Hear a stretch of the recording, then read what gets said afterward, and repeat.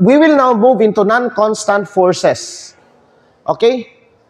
Non-constant forces. So, non-constant forces. Non-constant forces. So, that means we have a non-constant acceleration. So, non-constant forces, we have three possible functions of forces. It's a function. First is F is equal to F of T. Or it could be that F is equal to F of X, or even R, vector R, or F could be a function of the velocity V. Okay? So, non-constant, it could be, why, they should be equal because, how does F of R make sense? Well, the particle is traveling on this curve. At time t1, this is the velocity of the particle, and the particle is at this location, right? Tama? Okay? This is at time t1. This is, okay? At time t1, the particle is right here. At time t2, the particle could be here. And the velocity is, right? It's tangent to the curve. That's the velocity. And this is R1, this is R2. And there could even be an R3 here. That would be here. This is V1, this is V2, and this is V3. Now, the force is different, right? As it moves. So, it changes. The time here and the time comes diri lahi-lahi. That's why we can say that F is a function of time because the net force here, or the force here is different from the force here is different. So F is a function of time, tama? But at the same time, F right here and F right there and F right there is also different. So we can also say that F is a function of R. Nakuha? F as a function of R. And also, since the velocity changes at any point in space, we can also say that F as a function of velocity. Okay? So, we could have any of these three. And it doesn't mean that they have different forces. It could be that one single, okay, this one specific particle traveling on this curve, you can express this force as a function of time, as a function of this position, and as a function of velocity. You can find all of them. Okay? And in many cases, some cases, it's just that this is not usually the case. This is not usually it's not so common to find an F as a function of time unless you are with periodic motion. Okay? And in many cases, when we're not in non-periodic motion, usually it's kane. Now, when we're dealing with drag forces or forces that involves friction, air friction, whatever is that, usually force is as a function of velocity. Because there's something in drag that the faster that you move, the greater is the force that you would experience in return. So, meaning force reacts to how fast is it an object is. So, mauna siyang kinahanglan ni siya. For an example of force give me an example of force as a function of position. That the force would change in position. What's an example of that? The harmonic oscillator, the spring. Diba? You stretch it, the greater you stretch it, so say metabo, okay? Now, let's deal with this, all of this. What happens to our equation? Okay? Now, let's have force as a function of F is equal to F of R. Okay? Now, sa ato pa, you have now M, D, okay? F of R equals M dV over dt. The thing is, this is always dv over dt, right? But we can express this in terms of,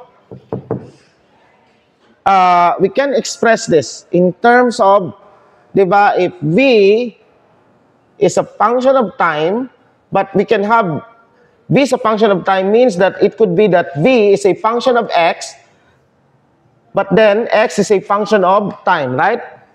So dv over dt is just equal to, we can just use the chain rule, diba?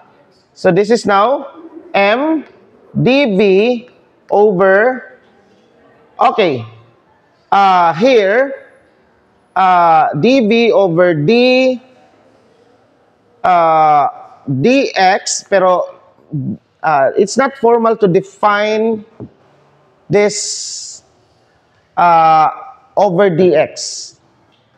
It's not, there's a derivative with respect to a vector, but it's a shortcut. It's not formally defined in mathematics to take the derivative of something like a vector. I have not seen a formal, But of course, we can actually say that we can derive something with a vector with respect to another vector like this, but it's just more on a notation. That what really is happening is that they are kumbaga pa taking the murag shortcut lang siya. Okay? So atong buhaton is kani dv over dt. Okay. What we're going to do is, okay, let's dot this by dx. Okay? Let's dot that by dx, both sides. So you have now f, or not dx, but dr. Okay? F of r dot dr equals, you have now m, and I can move dt dire, diba? So you have now dv dot dr over dt. Or this is actually equal to m dot mv dv. Okay? Sabtan ninyo? Okay.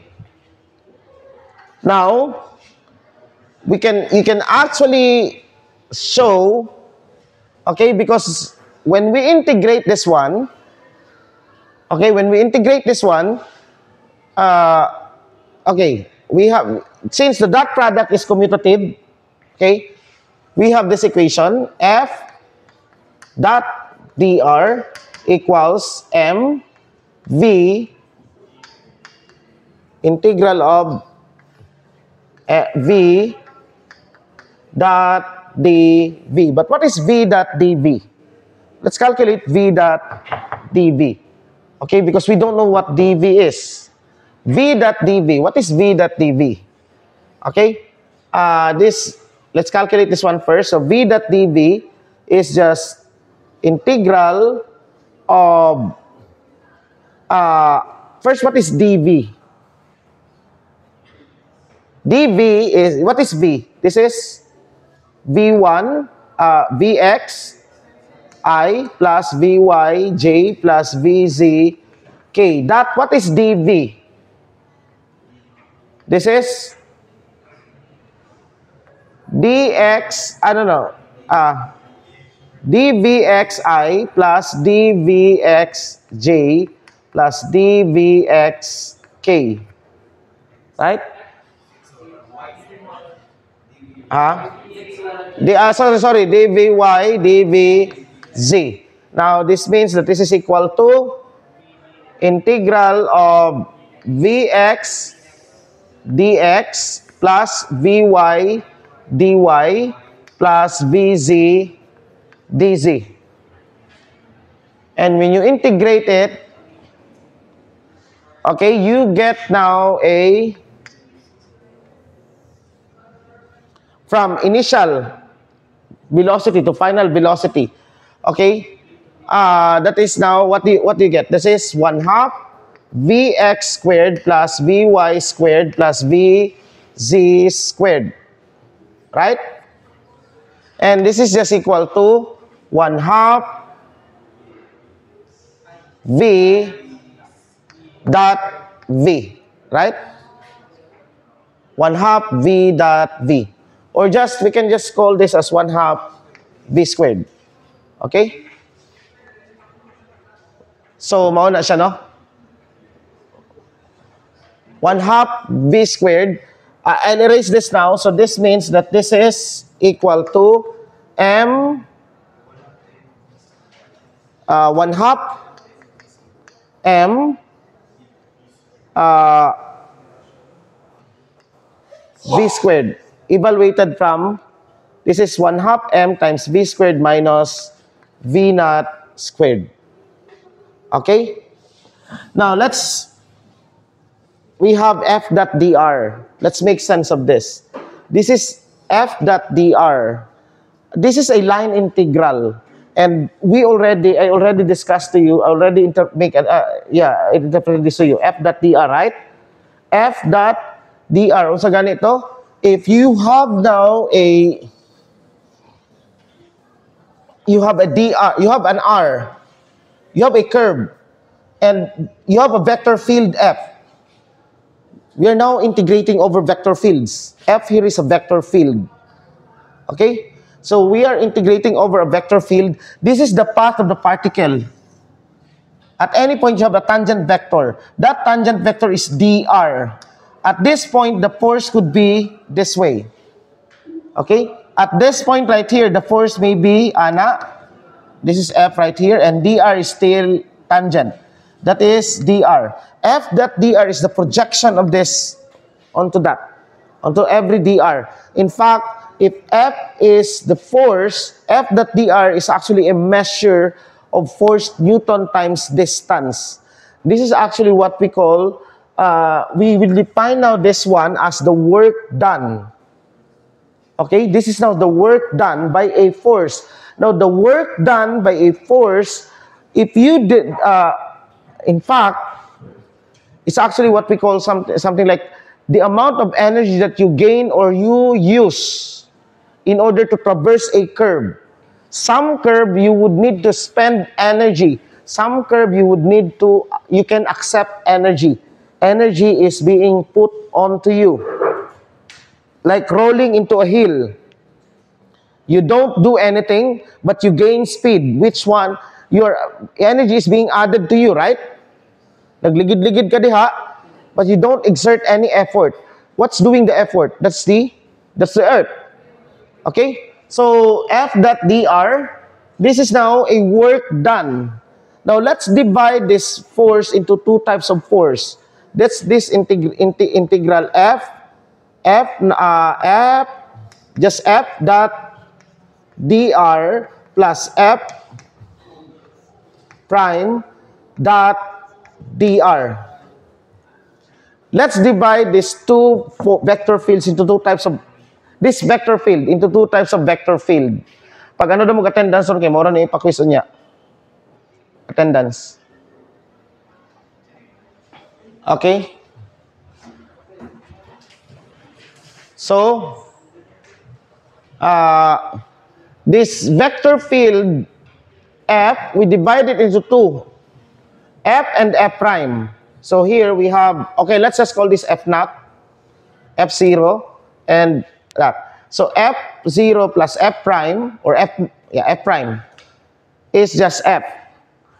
But we require this F0 to be what we call a vector field, which is, kumbaga pa, a vector field which is a gradient of a scalar. Diba? I already discussed to you what it takes to have, how do we interpret vector fields which is a gradient of a scalar. Tama? Okay? I want this vector field as a gradient. I mean, there is a scalar that gives rise to this vector field. Okay? So I can write this V naught to be del minus del some scalar phi. Okay? And let's go that phi as V. Okay? Dot dr plus the integral of this F. Now, I'll just call this one F. NC dot dr. Okay? And this is equal to, okay, this one is a change of something. 1/2 mv squared. Okay, you see that this is 1/2 mv squared minus 1/2 mv naught squared. The product of velocity. mv squared minus mv naught. The product of velocity and mass. This quantity, 1/2 mv squared, let's interpret this. It is something that is associated with velocity and mass. The greater the velocity, the greater is this quantity. And the greater the mass, the greater is this quantity. Okay? And we will now call this quantity, since it is associated with movement and something that is, this quantity, whatever this one is necessary in order to have velocity.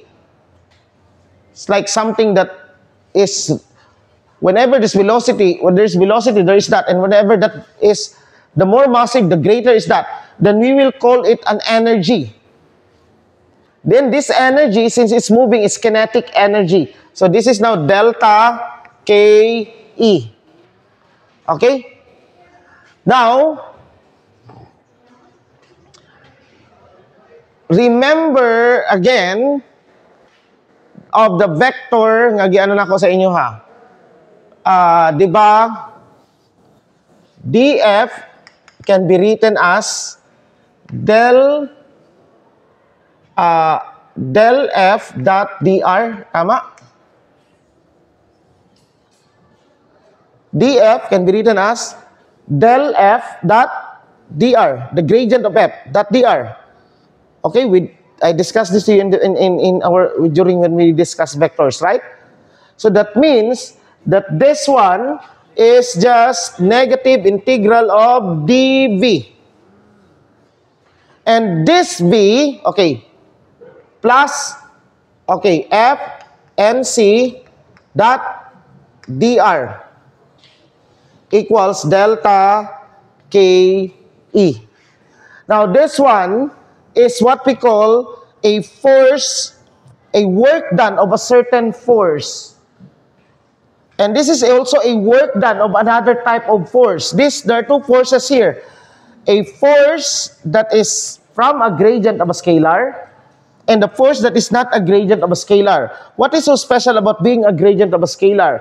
Well, we know that when we now integrate this one, this is integrated from, the integral is in dv, so this is integrated from v naught to some v. And this is now minus delta v. Now, this is our integral was originally in r. We are integrating some v, some function of v in r. What we obtained is that from here, we just need to subtract the value, okay, meaning that if this is our r, this is our r naught, and this is some r right here. Okay? Ano, no? This is our r naught, and that would be our r. We are integrating that over this path, that v. This is not v, this is a curve. V is defined all over, it could be defined all over space. At any point, v is defined. And it said right here that whatever this one right here, we are integrating with dr, all we need is find the value here, that's v of r, and find the value right here, that's v of r naught. Right? And subtract them. So that means, does that mean that if I'll go through here or here or here straightly, that would be the same? Yes, because it says that only subtract the final and the initial. Subtract the initial from the final. That's what it says. It doesn't, it's the integral is independent of r. Meaning that this one right here, whenever we have a force, which is a potential of a certain function, then that force, it doesn't depend on the path that we are tracing. This integral, and what is this integral? Work.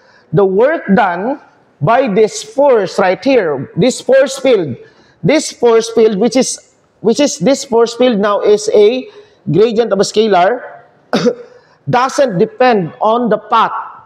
Bisag unsa kataas, bisan mo ana-ana pa ta dira no may exhibition, still that would be the same as going straight into that one. Because here it's just that. Okay? Plus, this is now the work done by the non-conservative. This is now, we call this a conservative vector. And the last time I derived to you a vector which is of this. And it's called conservative because it's path independent. It conserves whatever. Okay, it doesn't depend on the path that you're taking. It only depends on the final position, on the final location. While this one is very dependent, meaning that if you pass through here, you will calculate a different integral for this one. And this is the work done by that. And we call this NC, the non-conservative force, and we have now delta KE. Okay, or we have here, ibalik nato na siya dito, we have plus delta V. Now, what is delta V? We call now delta V as the, since we have, this is an energy, so this must also be a measure of energy. And so work is a measure of energy. And this is what we call the potential energy. Okay? Now, this one right here, okay, we can call this now, instead of KE, we'll just call it T. In a more advanced, we use T for the kinetic energy. Okay? So here, this one right here is delta E. This is what we call the conservation of energy. Okay? When there is a non-conservative force involved. But if there's no non-conservative force involved, meaning that no force that is path dependent, then we have delta E equals 0. Okay? Energy is conserved. There's no reason that it will have a different energy. So, Ani, what did we do? Where did this came from? Where did this come from? From the Newton's laws. And you will observe that this is the pattern. We will always start with F equals ma and derive everything from there. Okay? And here we have obtained, and this is derived in vector form. Okay? The conservation of energy. The conservation of energy results from, you can show that Newton's laws implies conservation of energy. This is what we found out today. F equals ma implies that energy is conserved. Okay? And in fact, you can also derive, which is more fundamental, the conservation of energy or Newton's laws. Well, for Newtonian framework, it's the Newton's laws that gives rise to the conservation of energy. Okay? But in the Lagrangian and Hamiltonian, it's the conservation of energy that actually leads to this one. So which is much more fundamental? We say that both of these are fundamental, but for me, the more fundamental is actually energy. It's for me, it's actually, I think this is much more fundamental. You can derive Newton's laws from conservation of energy. What I'm saying is that these two maybe are different perspective of looking into the laws of the universe. In the Newtonian perspective, we are seeing the processes of the universe as fueled or something that fueled by force or caused by force. Force is the cause. What we call the efficient cause. Oh yeah, efficient cause maybe, or the formal cause. Yeah, it's a cause. Okay? Whereas in the energy perspective, it's the energy. And in fact, from here, it's the gradient of energy that gives rise to the force. Without gradient in energy, without the change in energy, there is no force. Remember, okay? This one, without non-conservative force arise is actually some mechanical, But in general, if we have field forces, it's the gradient of energy that gives rise to the force. F is equal to minus del V. Without V, which is more fundamental, in this case? F or V? Well, V is more fundamental. Okay? So it's the gradient. Whenever there's a change, there is a gradient of energy. And we will discuss this next meeting, the implication of this. This is some sort of, there's a philosophy on this one. It's the change in energy that gives rise to the force. Without a change in energy, if the universe has a uniform energy, then the universe is a place of death. I mean, a place of, it's void. There's no physics at all. There's no movement. There's nothing that would exist. Okay? It seems that the Big Bang is just that something that the energy was perturbed or something like it was giana siya, and that change in energy is actually the change of the cause of the forces to exist. But anyway, we'll discuss that one next meeting. Okay? So